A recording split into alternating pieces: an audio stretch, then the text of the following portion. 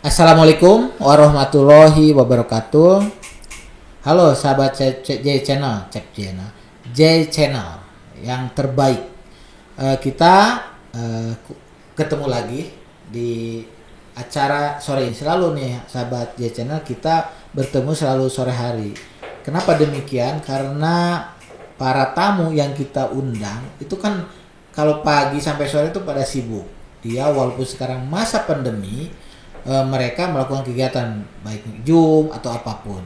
Nah biasa sore udah mulai santai-santai. Kita waktu biasanya syuting atau wawancara itu kita ngobrol sore hari, itu lebih enjoy. Walaupun udah sore tapi masih fresh semuanya. Yang penting yang terbaik bagi sahabat J Channel, semangat masa pandemi, mudah-mudahan kita berlalu dan pola hidup yang baru. Dengan sistem baru kita tetap menyongsong ke depan. Siapa nih yang kita undang? Sahabat J Channel, kita undang sahabat saya. Namanya Om Perdi. Nah, itu. Kalau saya selalu karena saya dipanggil suka Om, saya juga manggil suka Om Perdi. Ini perkenalkan, kita akan gali dia dalam-dalamnya aja, kita gali kesuksesannya, ketidaksuksesannya juga kita gali. Pasti selama hidup kita berfluktuasi. Selamat sore, Om Perdi. Selamat datang di studio J Channel. Kegiatan sehari apa nih masa pandemi ini? Kegiatan sehari-hari saya, alhamdulillah masih mengajar daring. Wah, daring. Jadi udah terputus aja nih. Kalau ngajar tuh cuma daring aja. terputus ini 10 bulan sudah kami melakukan aktivitas daring dari rumah. Itu sementara. Ada nih kendala nggak dengan daring tersebut? Kendala ya tentu semua kita kaget karena saya tipikal dosen yang berpraktek. Ketika daring semua materi ya berubah semua. Berubah ya. Jadi ketika berubah kami sebagai dosen juga kaget daring seperti apa. Untuk tahapan itu ya 4 bulan kami melakukan penyesuaian. Yang mulai dari Maret, April, Mei, Juni Beradaptasi ya. Beradaptasi Kehidupan yang baru. Betul. Kita kaget tapi harus dilalui kan. Betul sekalian. Karena mahasiswa juga harus terus tuntutan, apalagi dosen ya. Yap. Nih itu sehari full nggak ngajar itu biasanya? Aktivitas biasanya kalau offline saya mengajar itu biasanya 2 mata kuliah itu kalau jam 8 selesai itu paling jam setengah 2. Sementara di online begini kita mengajar jadi lebih full. Saya ngajar sekarang dari jam 9, setengah 9 lah ya, setengah 9 sampai setengah 5. Luar Itu biasa. Beda mata kuliah kan? Masih satu mata kuliah tapi beda kelas. Oh iya itu ya. Satu mata kuliah. Kalau saya kan simpel dosennya. Kalau satu ini sahabat ya Cina, satu kelas, satu mata kuliah. Jadi ini saya selalu pikirannya disamain, beda. Sangat berbeda sekali. Luar biasa. Satu aja nih sahabat Cina saya ngajar itu emang luar biasa, membutuhkan effort yang luar biasa. Ini salut kepada Om Perdi. Dosen di mana nih? Ngobrol-ngobrol. Sekarang saya dosen di Sekolah Tinggi Manajemen Logistik, tepatnya di program studi Manajemen Logistik. Daerah mana itu? Jalan Sari Asih nomor 54 Bandung. Dekat Sari. Kita undang juga nih ahli logistik. Jadi sahabat channel logistik masa pandemi ini luar biasa nih. Kita udah undang beberapa waktu yang lalu tentang logistik juga. Kenapa saya undang? Karena apapun yang terjadi saat ini kita perlu, selama fisik itu pasti perlu logistik nih.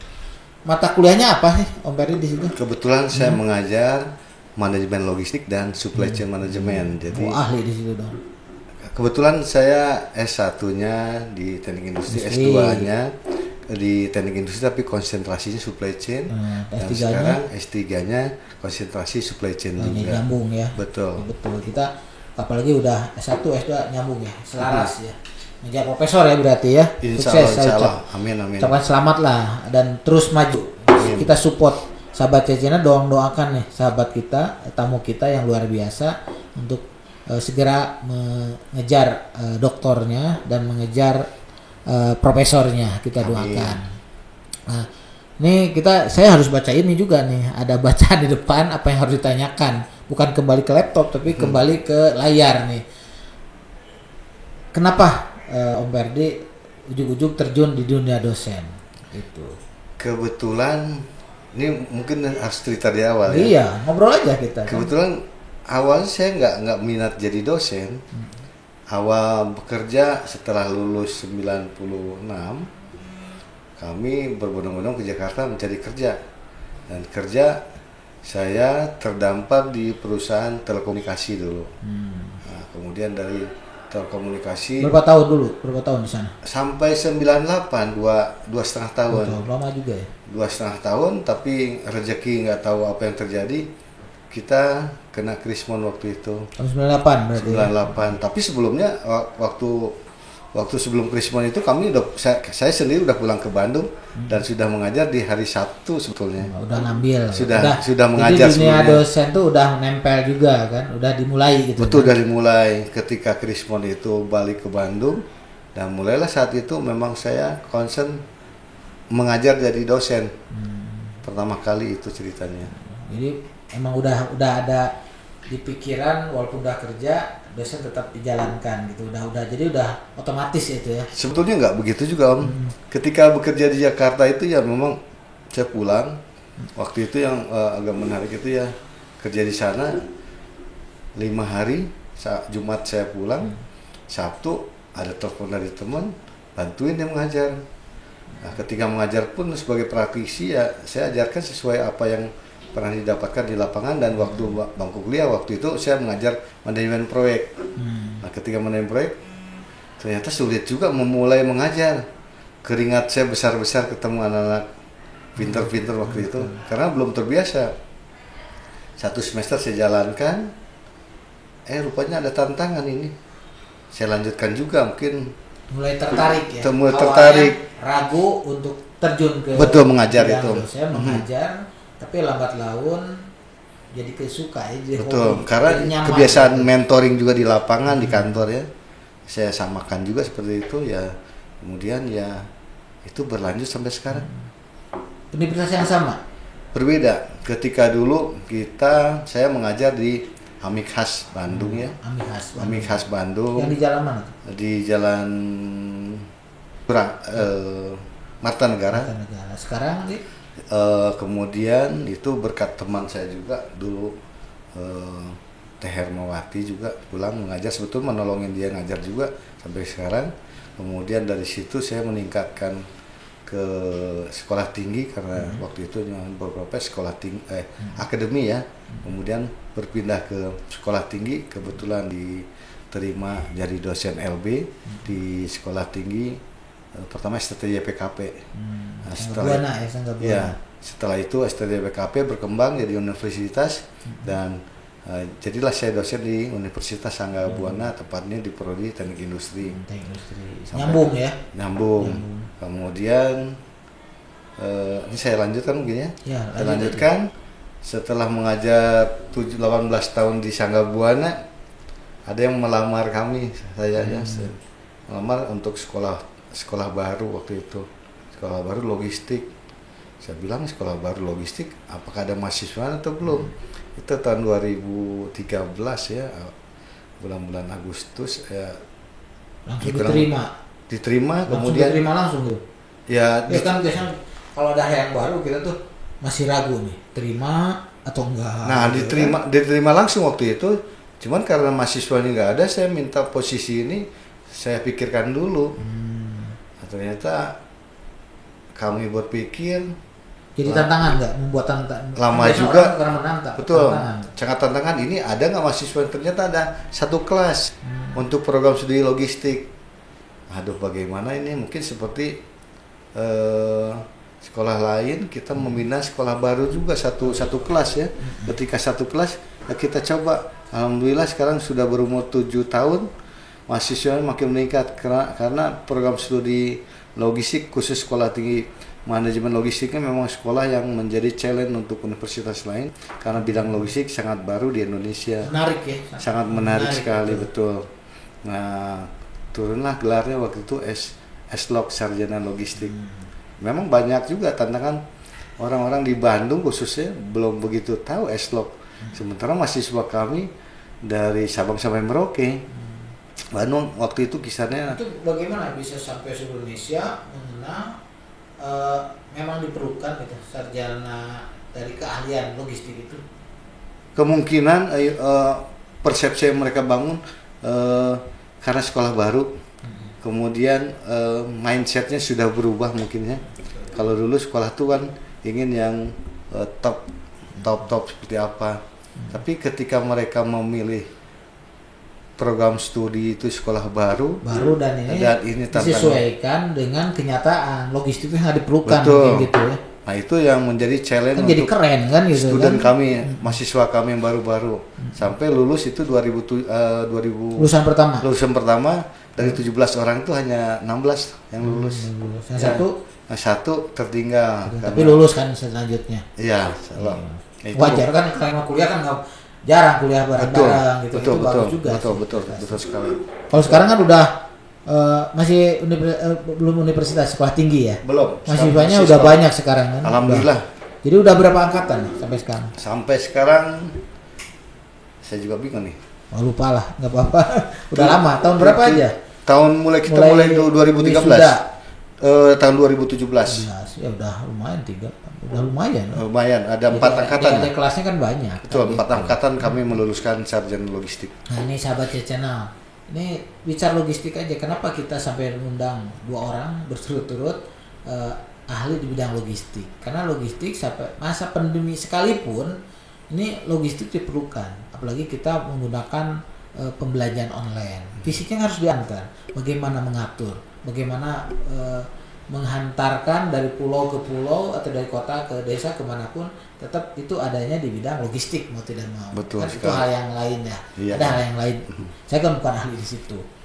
Ini dalam karir nih, Om Perdi udah sukses begini, siapa sih yang mensupport yang jadi begini kan ada. Kalau saya orang tua tuh pasti.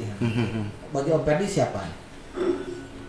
Mensupport dalam ya artinya ini yang menginspirasi, bisa jadi kan suka ada nih. Kalau saya bapak saya suka bilang begini, nah gitu kan suka ada nih. Kalau orang tua saya begini bahasanya, harus panjang ingatan, gitu kan, filosofinya panjang. Kamu tuh harus panjang ingatan. Nah ini selalu diingat, oh bapak saya nih pendiam gitu kan. Kalau mama saya kan orangnya pendiam, menerima, sabar, itu juga menjadi inspirasi bagi saya. Jadi apapun yang terjadi, kalau untuk saya itu orang tua itu menjadi hal yang utama. Untuk saat ini pasti keluarga lah, istri, anak gitu.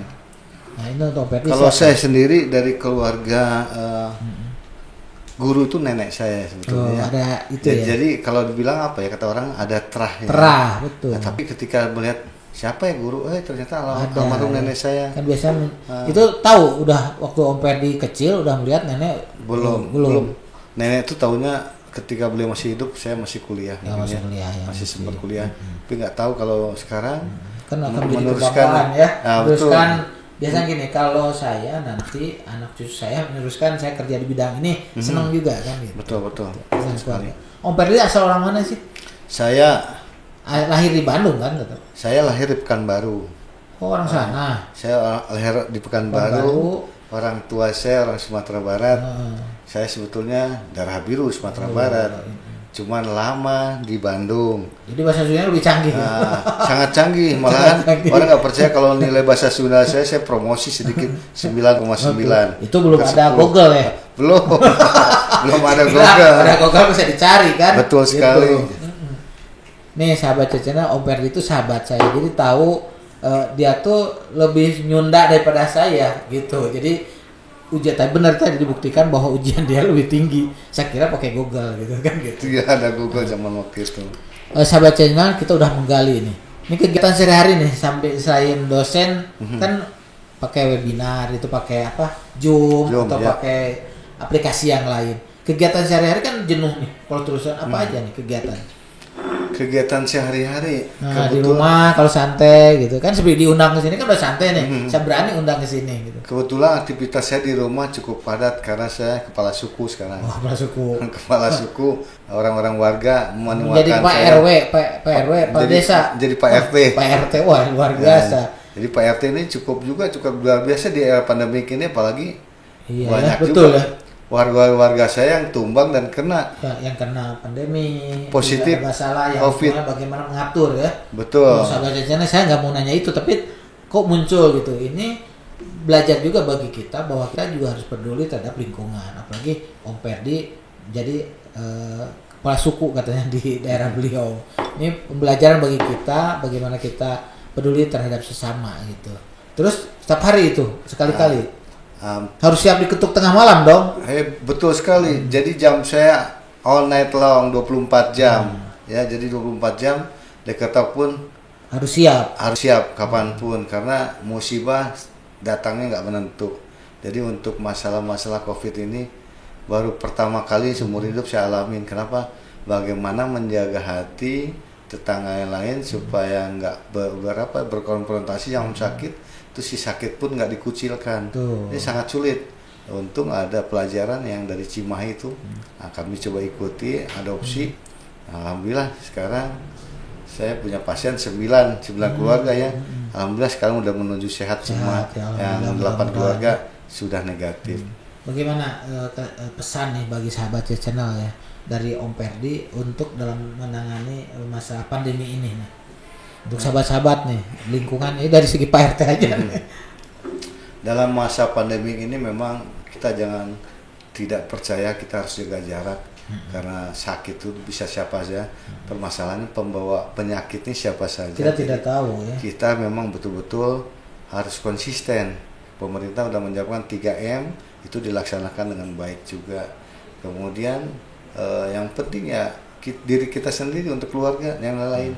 Minimal dengan bersentuhan tangan itu kita sekarang nggak lagi bersentuhan. Nah, ini beberapa tindakan yang cukup bijak.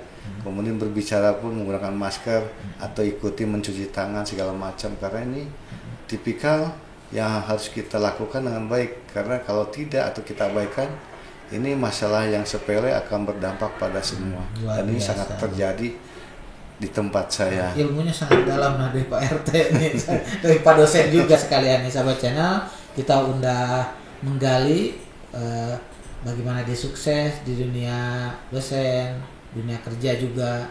Jadi hidup itu nggak selalu lurus, tapi tetap masa depan harus disongsong kan gitu. Betul sekali Om. Terima kasih Om Perdi udah hadir di studio J Channel. Kita J Channel Inspire Watch Podcast ini jadi akan menjadi inspirasi. Sahabat J Channel kita undang tidak melihat siapapun, kita undang yang penting kita berbagi informasi, berbagi pengalaman dan sinergi. Demikian kita udah ngobrol-ngobrol dengan Om Perdi tadi, mudah-mudahan menjadi semangat lah masa pandemi ini, mudah-mudahan segera beres, apalagi vaksin udah ada, mudah-mudahan sehat semua warga Indonesia. Terima kasih sahabat J Channel. Assalamualaikum warahmatullahi wabarakatuh. Waalaikumsalam.